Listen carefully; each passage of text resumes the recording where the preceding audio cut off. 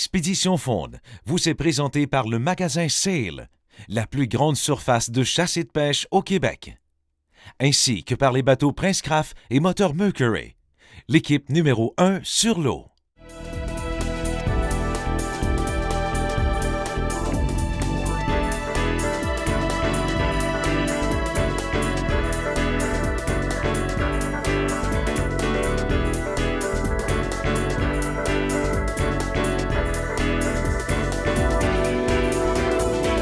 Bonjour à tous et soyez les bienvenus à une autre édition de Expédition Faune. Cette semaine, une émission spéciale consacrée au Saguenay-Lac-Saint-Jean et à la Wananiche. Au cours des dernières années, les stocks de Wananiche ont considérablement diminué, mais vous allez voir que les efforts fournis par les différents intervenants commencent à porter fruit.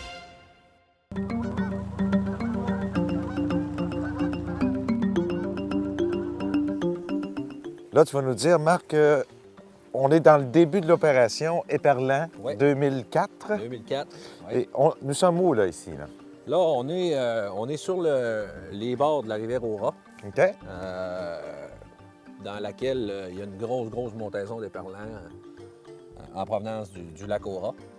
Ils font à peu près 8 km pour se rendre ici, les éperlans, puis ils font 3-4 autres kilomètres pour se rendre sur le site de Freil, qui est à l'embouchure d'un petit ruisseau qui se jette dans la rivière Aura. Il y a combien de variétés d'éperlans ici? Bien, ici, dans la région du Lac-Saint-Jean, dans la plupart des plans d'eau où on retrouve l'éperlan, il y a souvent les deux variétés ou les deux souches, là, c'est-à-dire l'éperlan normal que les gens appellent communément l'éperlan géant, qui peut atteindre.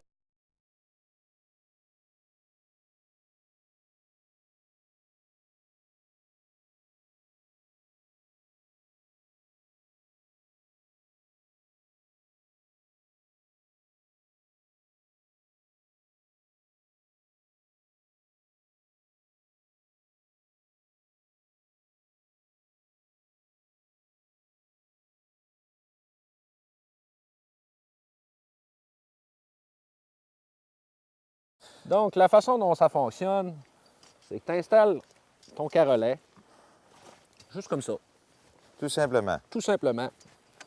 Bon, évidemment, ici, il n'y a pas creux d'eau, là. Non. Habituellement, il est complètement dans l'eau.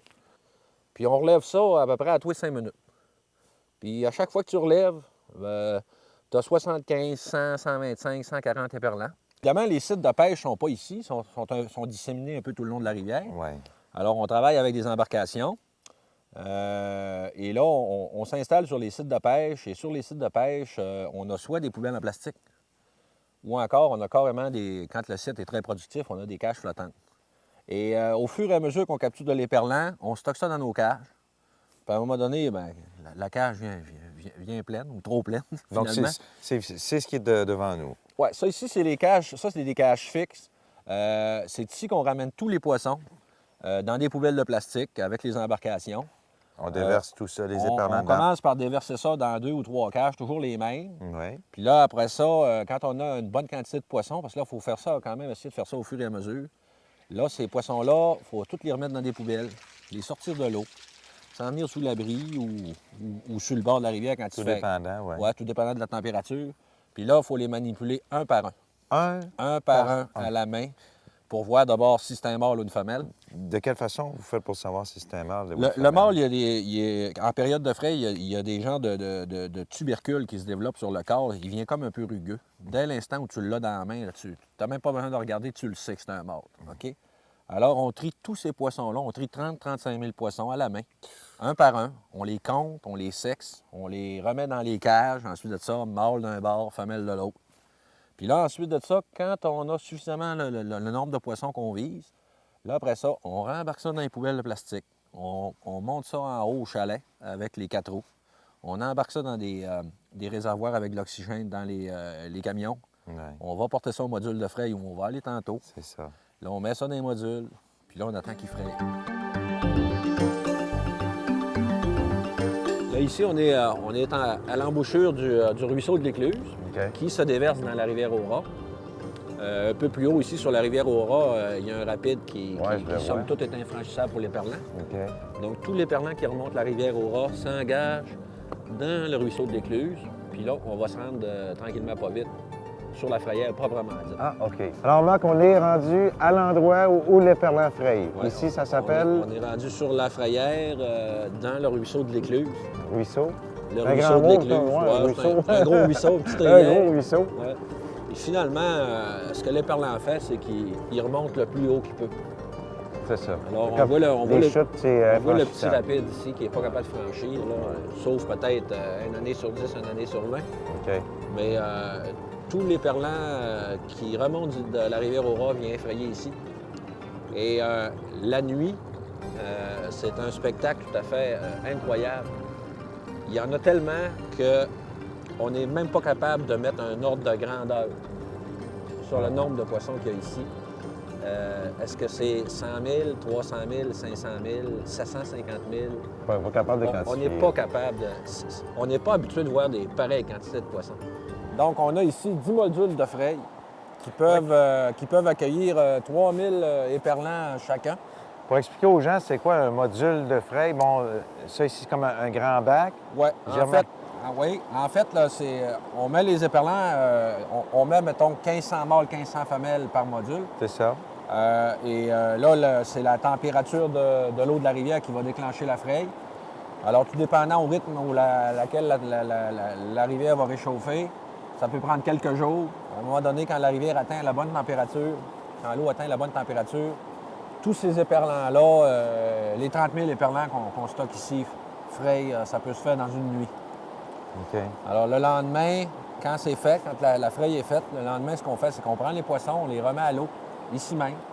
De toute façon, c'est le ruisseau dans lequel ils frayent naturellement. Où on a arrêté Ouais, en un peu plus bas, embarcation. c'est ça. OK. Alors, ils frayent un peu plus bas. Puis, une fois qu'on a remis les poissons à l'eau, à ce moment-là, on défait les moustiquaires, parce qu'il y a des moustiquaires qui sont dans le fond des modules, qui sont là pour recueillir les œufs. Alors, on défait les moustiquaires, on les monte à la surface. Et là, on gratte les œufs avec des genres de spatules en bois. On met ça dans des petits contenants spéciaux, là, avec un peu d'oxygène, un peu de glace. On transporte ça on met ça dans des glacières et on descend ça à des biens. OK. Protéger cette ressource faunique est primordial. Les principales infractions qu'on retrouve, ils touchent principalement au niveau des limites de prise, si on parle de la ouananiche, même du doré, parce qu'il faut dire que quand le poisson mord, autant la ouananiche que le doré, des fois, les gens se laissent aller un petit peu à dépasser les limites. Donc, on demande aux gens de faire très attention, respecter les limites de ouananiche, 6 dorés. Il y a aussi la pêche avec poisson à pas. Malheureusement, on a encore des gens qui utilisent du poisson à pas, du mené, pour pêcher la ouananiche principalement. Donc, c'est une infraction qui est majeure. Ça peut avoir des impacts importants sur la faune parce que les gens prennent l'habitude d'utiliser du poisson à pas. Après ça, quand ils vont retourner en forêt ou dans leur lac, ils vont dire « ce mené-là est bon dans le lac, donc je l'utilise ailleurs ». On a eu des introductions d'espèces indésirables ici au lac Saint-Jean depuis plusieurs années. Donc, c'est irréversible. Donc, on fait attention. Il y a aussi des gens souvent qui vont utiliser le permis ou l'autorisation de pêche d'une autre personne. OK? Fait que pour pêcher au lac Saint-Jean, ça prend une autorisation de pêche. Cette autorisation-là, elle est personnelle ou familiale, mais souvent les gens vont l'utiliser ou tout simplement vont pêcher sans autorisation. Même chose au niveau du permis de pêche. Bon, un permis de pêche est personnel. On ne peut pas le prêter à son beau-frère, à sa parenté. Le permis autorise déjà le conjoint, la conjointe. Les enfants de moins de 18 ans pêcher sur l'autorité du permis. Même cette année, une nouveauté, 18 à 24 ans, les étudiants qui peuvent pêcher sur l'autorité du permis. Donc, je pense qu'il faut investir, payer sa quote-part puis respecter les obligations réglementaires. L'assurance d'être bien assuré. C'est le groupe Assurance Elco.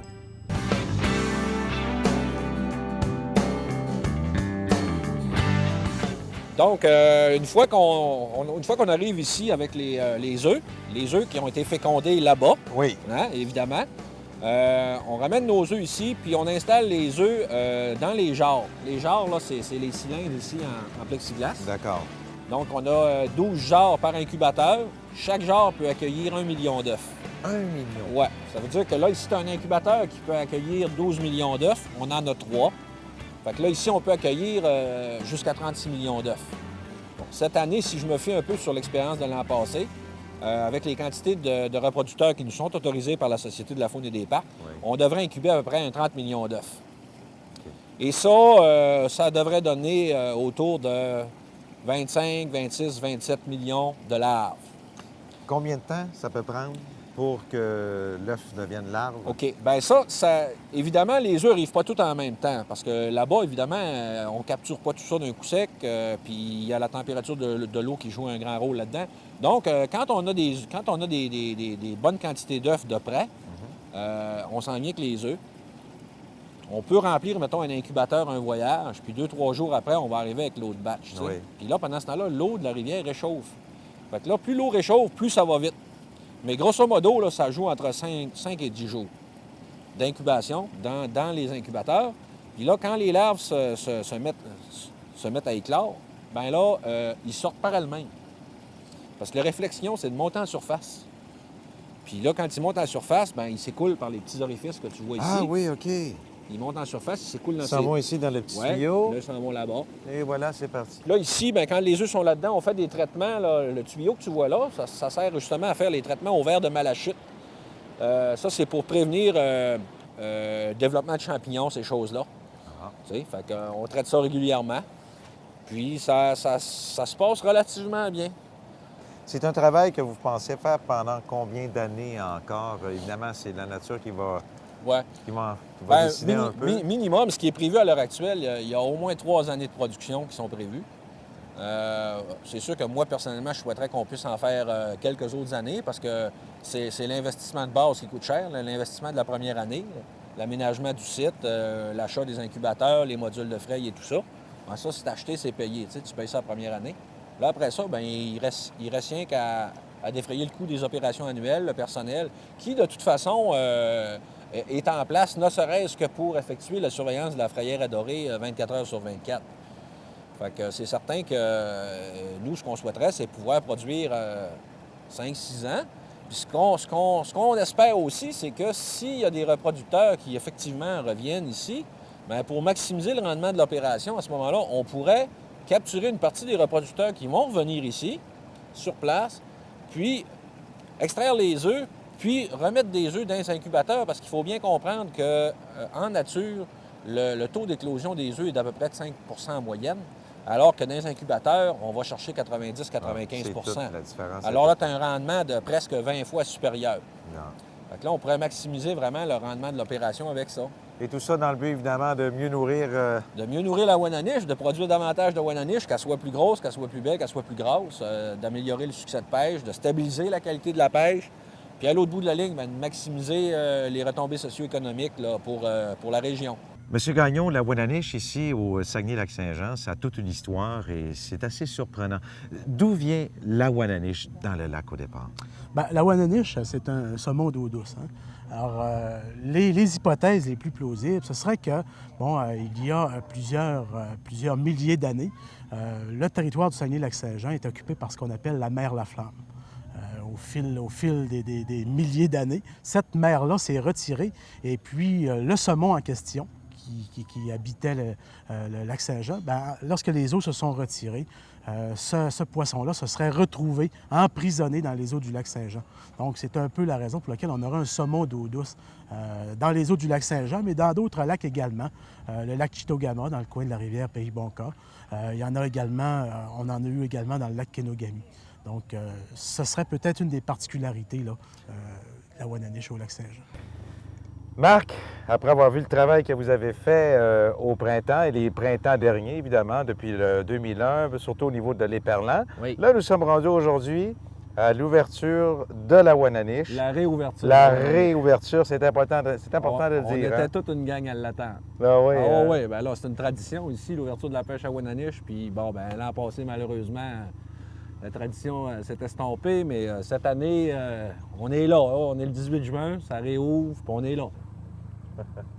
Hey, Marc, là, c'est vrai, par exemple. Ouais, ouais. Tu viens d'avoir un hit, toi, là. Oui, monsieur. Mais je me mets sur le neutre? T'as peu. On va regarder ce que c'est avant. Ça a l'air d'un petit doré. Ouais, tu peux peut-être me ralentir ça un peu, Stéphane. Le ralentir, ça Ça va va être être moins dur à revenir, à ramener.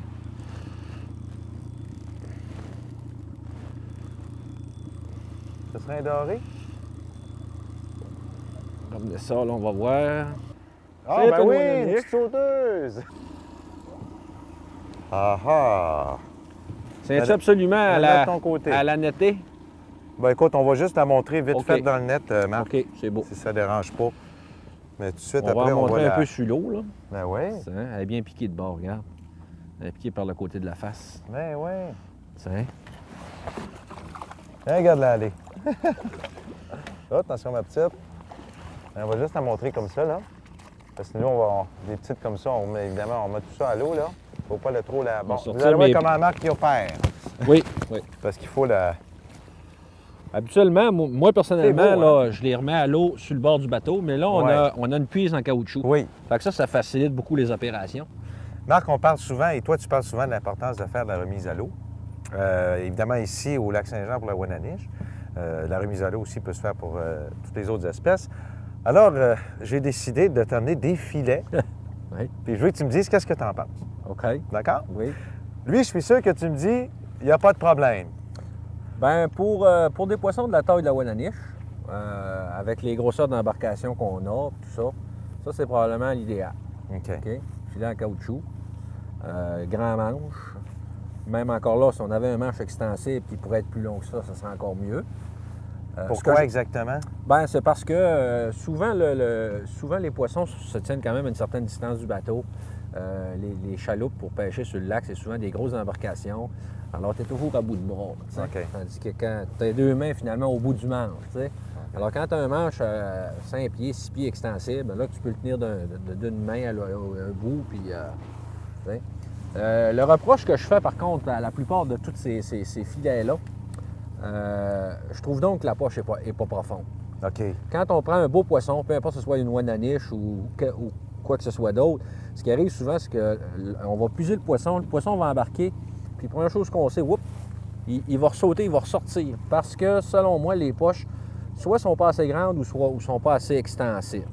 Ça, c'est plus un filet pour pratiquer la remise à l'eau avec, mettons, de la grosse truite, ou du doré, ou même de la petite Wananiche, là, compte tenu Ici, de sa le manche est dimension. extensible, on Un remarque beau bien. petit manche extensible, OK? Oui.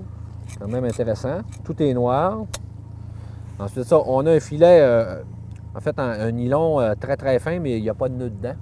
Donc, les leurres, beaucoup de moins de chances que les leurres s'accrochent dedans. Puis, une particularité à Oui, remarquer hein? aussi, c'est sa forme. Le fabricant qualifie la forme de piriforme. Ce qui est le fun, c'est que le poisson, quand il embarque dans la puise, il est bien droit. Tu sais. C'est ça. Il ne vient pas tout à moitié évasé, à moitié arrondi. C'est beaucoup moins dur pour ses organes, la colonne vertébrale, etc. Puis c'est beaucoup plus facile à travailler aussi. Regarde ça, le beau petit godille. C'est beau, hein? Oui. Avec la petite pince pour accrocher, l'élastique. Encore là, on a un filet de forme piriforme. Tout est noir. Ouais. Pour la truite, ça peut quand même prendre une truite de 2 livres, 2-3 livres. Ah ouais, facile, ça, là. facilement. Puis un beau petit filet, ça, franchement, là... Puis ce qui est intéressant, c'est que les gens ont juste à regarder sur l'étiquette en magasin, c'est marqué pour Oui, habituellement, il pour précise. capturer La et remise à relâcher l'eau, pour oui, la, c'est pour la ça. remise à l'eau. Oui. Une expédition, ça commence toujours chez Sail. La conclusion de Expédition Faune vous est offerte par Thomas Marine de Varennes. Alors, on a gardé une petite Wananiche. C'est simple, c'est papier d'aluminium que ça prend, parce qu'on va le faire cuire au four en papillote. Donc, papier d'aluminium, échalote française, feuille de laurier, noisette de beurre et une goutte de vin, une cuillère de vin dans chaque petite papillote dans le papier d'aluminium. Évidemment, on a fait la mise en place un petit peu à l'avance, comme dans toute émission de cuisine, même si ce n'est pas une émission de cuisine en tant que telle, c'est des petits trucs qu'on vous donne, là. Oh, j'ai oublié une chose, par exemple. J'ai pensé à ça. La noisette de beurre. Tiens! C'est facile à préparer dans n'importe quel chalet de pêche, parce que l'on parle de poisson. Facile, facile. Je vais l'essayer une autre fois avec une truite mouchetée. Après ça, une autre fois avec une truite grise. Ça doit être excellent. Donc, c'est une recette qui est du cru de Monsieur Marc, notre partenaire d'expédition au lac Saint-Jean. Alors, Marc, je suis désolé, mais maintenant, ta recette est divulguée. Alors, c'est ça. Tout près de 30 minutes à 375 degrés au four, comme ça.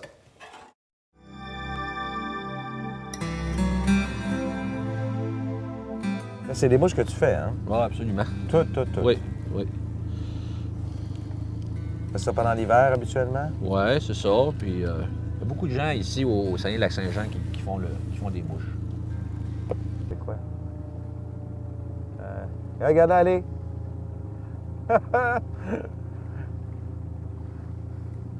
C'est un poisson spectaculaire, la Wananiche, hein? Oui. Oh! Ouais.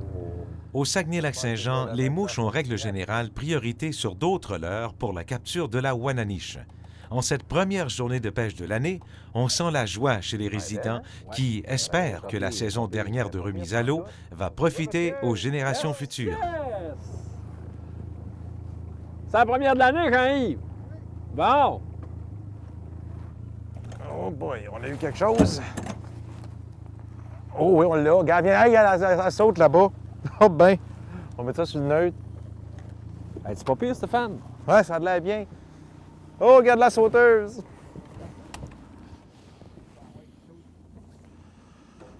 Regarde-la sauter. Une petite sauteuse. Yo! Oh ben, elle vient de lâcher. Elle a craché le streamer. Elle a craché le streamer. Alors, tu vois, Stéphane, c'est un exemplaire des cartes postales dont je te parlais tantôt, qu'on remet à chaque embarcation que nos assistants à la protection de la faune abordent sur le lac. Alors là-dessus, on retrouve là, les principales statistiques qui nous permettent à la fin de saison là, d'évaluer le succès de pêche et la récolte. Pour commencer, Oh oui, ta ligne, Marc. moi je l'ai. Ah ben, gardons ça. Toi, elle est venue te chercher. C'est bon, ça. Je vais laisser la mienne quelques minutes à l'eau. Quelques secondes, puis d'un coup, qu'il y en aurait deux. En parlant de plaisir, qu'est-ce que ça fait de prendre une Wananiche après les efforts que vous faites? Je viens de la perdre. Qu'est-ce que ça fait, en parlant de plaisir, de perdre une Wananiche après tous les efforts que vous faites? Je reprends ma question. Ben d'abord, déjà, d'en avoir une au bout de la ligne, c'est intéressant. Ben oui. Puis de la perdre, moi, personnellement, Ouais, non. ça m'affecte pas. Parce Moi que non plus, parce que je suis habitué. Oui, t'es habitué. Moi, je les remets pratiquement tout à l'eau. OK. C'est sûr que j'aurais aimé mieux qu'on l'approche près du bateau, qu'on puisse essayer notre petit filet, là. Ah ouais, ben on va Mais on va se reprendre, là. Il y a un beau vent qui vient de se lever, un beau vent de sud, puis c'est le vent de la pêche ici. C'était votre expédition Faune pour cette semaine. N'hésitez pas de venir passer quelques jours ici au Saguenay-Lac-Saint-Jean pour tenter de capturer de la Wananiche. Vous serez probablement très surpris. On vous laisse avec des images de notre prochain rendez-vous. Au revoir. Expédition Faune vous a été présentée avec la collaboration du ministère des Ressources naturelles de la Faune et des Parcs du Québec et Thomas Marine de Varennes, partenaire de vos loisirs.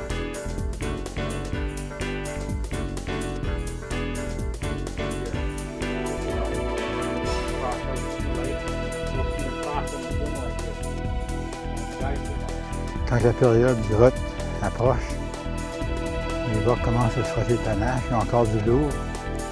Puis pas nécessairement pour enlever de l'eau, comme que c'est juste les instincts pour commencer à se préparer pour le rythme. C'est ça qui donne la couleur au panache.